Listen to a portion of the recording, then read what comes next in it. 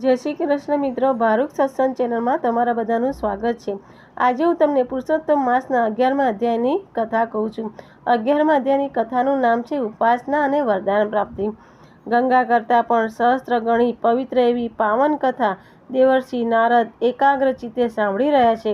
નારાયણ પ્રભુ કહે છે કે હે નારદ, અઘોર જંગલમાં એકલી વસતી ઋષિકન્યા મેઘાવતીએ 2 હાથ પ્રણામની મુદ્રામાં જોડીને અને જમણા પગના અંગૂઠા પર ધ્યાન અવસ્થામાં ઊભા રહીને ભગવાન શિવજીનું દુષ્કર તપ આદર્યું।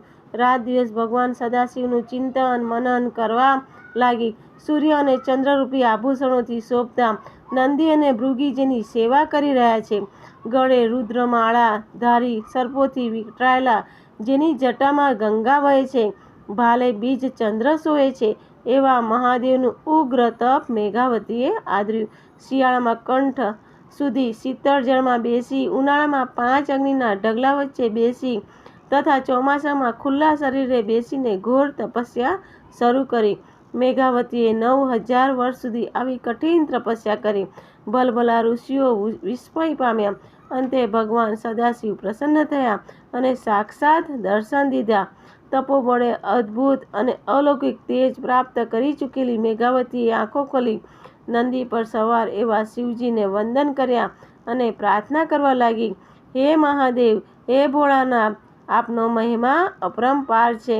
આપે બાણાસુરને શરણે રાખ્યો, અલક રાજાની મૃત્યુ પામેલી રાણીને સજીવન કરી, મહાન કાળરૂપ ધારણ કરી દક્ષ પ્રજાપતિના યજ્ઞોનો વિધ્વંસ કર્યો। આપ સર્જક છો અને આપ જ સંહારક છો।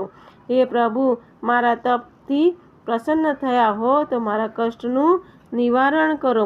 ઋષિકન્યાના તપથી પ્રસન્ન થયેલા શિવજી બોલ્યા, હે પુત્રી, તે અદ્ભુત તપથી મને પ્રસન્ન કર્યો છે, તારે જે જોઈએ તે માગી લે। આ સાંભળી હર્ષવેશમાં આવી ગયેલી મેઘાવતીને ભાન ભૂલીને બોલી, હે દયાસાગર, મારી એક જ ઝંખના છે, મને પતિ આપો, પતિ આપો, પતિ આપો, પતિ આપો, પતિ આપો। મેઘાવતી 5 વાર પતિની માંગણી કરી, તેથી શિવજી બોલ્યા, હે ઋષિકન્યા, હર્ષાવેશમાં તે 5 વાર પતિની માંગણી કરી છે, માટે તારું વચન સત્ય થશે। તને 5 પતિ મળશે। એ 5 જગતભરમાં વિખ્યાત એવા દાનવીર, ધર્મવીર અને શૂરવીર હશે। ભોળાનાથનું આવું વિચિત્ર વરદાન સાંભળીને અત્યંત દુઃખી થયેલી મેઘવતી રુદન કરવા લાગી અને રડતા રડતા બોલી, હે દેવ, એક પત્નીને 5 પતિ હોય એ સંભવિત નથી। કૃપા કરીને આવું અયોગ્ય વરદાન ન આપો। આ વરદાનથી તો જગતમાં મારી હાંસી થશે। આ તો મારું તપ એળે ગયું। ત્યારે નીલકંઠ બોલ્યા, હે ઋષિકન્યા, આ જન્મે નહીં તો આવતા જન્મે તું 5 પતિની પત્ની બનીશ, પણ જગતમાં તારી હાંસી નહીં થાય। તે દુર્વાસા ઋષિના શ્રી મુખેથી સરેલા ઉત્તમ વ્રતનો અનાદર કર્યો છે। ગોલોકાધિપતિ ભગવાન શ્રીકૃષ્ણનું પરમ તેજ પામેલા પુરુષોત્તમ માસનો તિરસ્કાર કર્યો છે। એના ફળરૂપે તારે 5 પતિનું પત્ની બનવું પડશે। હવે કદી પણ જાણીએ અજાણીએ આ પાવન માસની નિંદા કે અવગણના ના કરતી, કારણ કે 33 કરોડ દેવતાઓ પણ એ પવિત્ર માસની આરાધના કરે છે। આટલું કહીને ભગવાન શિવજી અંતર્ધ્યાન થયા। આ આપણો અધ્યાય 11મો પૂર્ણ થાય છે। તમને પુરુષોત્તમ માસના 11મા દિવસની અમૃતધારાની કથા કહું છું। 11મા દિવસના અમૃતધારાનું નામ છે ઉત્તમ દાનની વાર્તા। જયનગરનો રાજા ઋષિસેન ઘણો જ દયાળુ અને પ્રજાવત્સલ હતો। તેની રાણી વીરબાળા પણ તેટલી જ ધર્મનિષ્ઠ હતી। રાજા રાણીને પાછલી ઉંમરે કુંવરનું મોહ જોયેલું, તેથી કુંવરને લાડ લડાવીને મોટો કરે છે। એમ કરતાં કુંવર 16 વર્ષના થયા। એકવાર કુંવર શિકારે ગયા। ત્યાંથી આવ્યા બાદ માંદગીના બીછાને પટકાયો। રાજવૈદ્ય દવા કરી પણ રોગ પકડાયો નહીં। રાજાએ પરદેશથી વૈદ્ય તેડાવ્યા, પણ કુંવરની માંદગી તો વધતી ગઈ। રાજા રાણીની નીંદર ઉડી ગઈ। રાંધ્યા ધાન રજળવા લાગ્યા। રાણી તો રાત દિવસ કુંવરના બીછાને બેસી રહેતી અને પ્રભુને પ્રાર્થના કરતી। એક દિવસની વાત છે, મધરાતનો સમય છે, કુંવરના બીછાના પાસે રાજા રાણી ચોખા ખાતા બેઠા છે, ત્યાં રાજાએ એક ગેબી અવાજ સાંભળ્યો, હે રાજન, તારો એકનો એક કુંવર કોઈ દવાથી સાજો નહીં થાય. જો એને ઉત્તમમાં ઉત્તમ દાનનું પુણ્ય મળે તો જ એ સાજો થાય. સદભાગ્યે અત્યારે પવિત્ર પુરુષોત્તમ માસ ચાલે છે. ભાવિક નર નારી વ્રત કરી દાન પુણ્ય કરે છે. જે કોઈ નર કે નારીએ શ્રેષ્ઠ દાન કર્યું હોય તેનું પુણ્ય તારા કુંવરને અર્પણ કર, તો જ તારો કુંવર સાજો થશે. રાજાએ આ ગેબી અવાજની રાણીને વાત કરી. થોડી આશા બંધાઈ. બીજે દિવસે નગરમાં ઢંઢેરો પીટાવ્યો. 1.25 લાખ સોનામાંનું ઇનામ જાહેર કર્યું. ઢંઢેરો સાંભળીને અનેક ભાવિક નર નારી મહેલે આવવા લાગ્યા અને સંકલ્પ કરીને પોતાનું પુણ્ય આપવા લાગ્યા. પરંતુ કુંવર તો લાકડાની જેમ પડ્યો રહેતો, ન હલે કે ન ચાલે. ઘણા વેપારીઓએ પુણ્ય આપ્યું. ઘણા ધનપતિઓએ આ પવિત્ર માસમાં ગરીબ ગુરબાઓને દાન કર્યું અને તેનું ફળ કુંવરને આપ્યું, પણ કુંવર સાજો ન થયો. રાજા રાણી મૂંઝાયા. હવે કરવું શું? રાજમાં દાનવીરો તો ઘણા હતા, પણ એમાંનું એકેયનું દાન ભગવાનની નજરે ઉત્તમ ન હતું. રાણી તો હતાશ થઈને રુદન કરવા લાગી. 2 દિવસ વીતી ગયા. કુંવરની નાડી મંદ પડવા લાગી. કુંવર હવે ઘડી બે ઘડીનો મહેમાન હતો. ત્રીજા દિવસની સવારે એક ભિખારી જેવો ચિત્રે હાલ કૃષકાય માણસ મહેલ આવ્યો. એના દર્શન જોઈને પહેલાં તો પહેરગીરે તેને કાઢી મૂક્યો. એ માણસે હાથ જોડીને આજીજી કરી, ત્યારે માંડ અંદર જવા દીધો. રાજાને પણ એના વેશ જોઈને સૂગ ચડી. આ માણસ અઠવાડિયાથી ભૂખ્યો હોય તેવું લાગતું હતું. રાણી દાસીને બોલાવીને ભોજન મંગાવવા જતી હતી, ત્યાં જ એ માણસ બોલ્યો, હે રાજા, મારા દર્શન જોઈને દાંત ન કાઢશો. હું આ ગામનો ઘાંચી છું. કુંવરને પુણ્ય આપવા આવ્યો છું. રાજા રાણી વિચારમાં પડી ગયા. આ ચિત્રે હાલ માણસ વળી કયું દાન કર્યું હશે?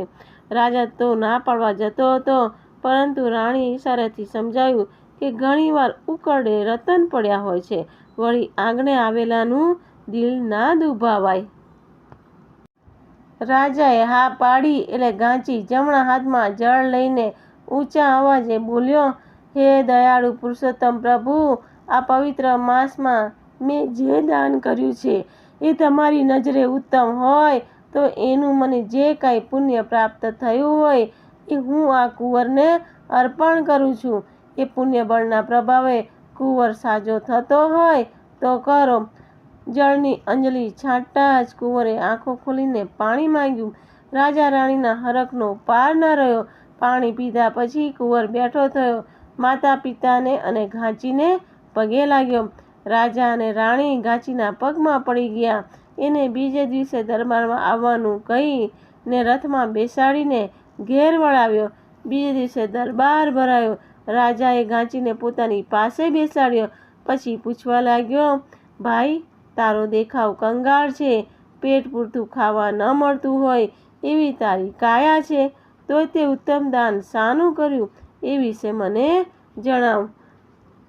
ઘાંચી 2 હાથ જોડીને નિષ્કામ ભાવે બોલ્યો, હું સાવ ગરીબ છું. ઘાણી ચલાવું છું.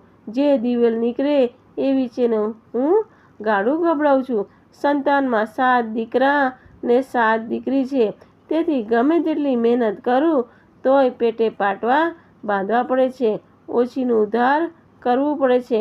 આ વર્ષે પવિત્ર પુરુષોત્તમ માસ આવતા મેં અને મારી પત્નીએ વિચાર કર્યો કે પેટ માટે વેટ તો ઘણી કરી, હવે ધર્મ ધ્યાન કરીએ. અમે વ્રત શરૂ કર્યું, પણ પછી મૂંઝાણા. યથાશક્તિ દાન કરવું જ પડે, બ્રાહ્મણ જમાડવા જ પડે. અમારી પાસે લોટ લાવવાનાય પૈસા નહોતા, ત્યાં દાન શાનું કર્યું? ઘણો વિચાર કર્યો પછી મને એક માર્ગ સૂઝ્યો. મેં મારી બૈરીને કહ્યું, દાન દક્ષિણા આપવાનો તો વેત નથી, પણ સત્કર્મ કરીએ. આખો મહિનો બળદને ઘાણીએ ન જોડીએ, એને બેઠા બેઠા ઘાસ ખવડાવીએ. બળદના બદલે ધાણીએ આપણે જૂતીએ. મારી બૈરીએ હા પાડી. એક ઘડી ઘાણીએ હું જોતું અને એક ઘડી મારી બૈરી જૂતે. રોજ 2 ઘડી વધારે મહેનત કરીએ. એના 2 તળિયા આવે. એ 2 તાળિયા અમે બ્રાહ્મણને આપી દઈએ. વ્રત પૂર્ણ થતાં ભૂખ્યા રહીને એક બ્રાહ્મણ જમાડ્યો. હા મહારાજ, વ્રત કહો તો વ્રત અને દાન કહો તો દાન, અમે આટલું કર્યું છે. ગાચીની વાત પૂર્ણ થતાં જ આકાશવાણી કહી, હે ભક્ત, તે જે દાન કર્યું છે એ શ્રેષ્ઠ છે. આખો દરબાર ચકતી થઈ ગયો. ઘણા ગાચીને પ્રણામ કરવા લાગ્યા. રાજાએ એને 1.25 લાખ સોનામોહર આપી ગાચરને પોતાની બહેન બનાવી. હજારો લાખોનું દાન કે સુવર્ણ મોતીના દાન કરવા પરસેવાની પાયનું દાન ઉત્તમ છે. આ દાનનો પ્રભાવે ગાચી અને ગાચણ પૃથ્વી પર સર્વ સુખ ભોગવી અંતકાળે સદૈવે ગોલોકમાં ગયા.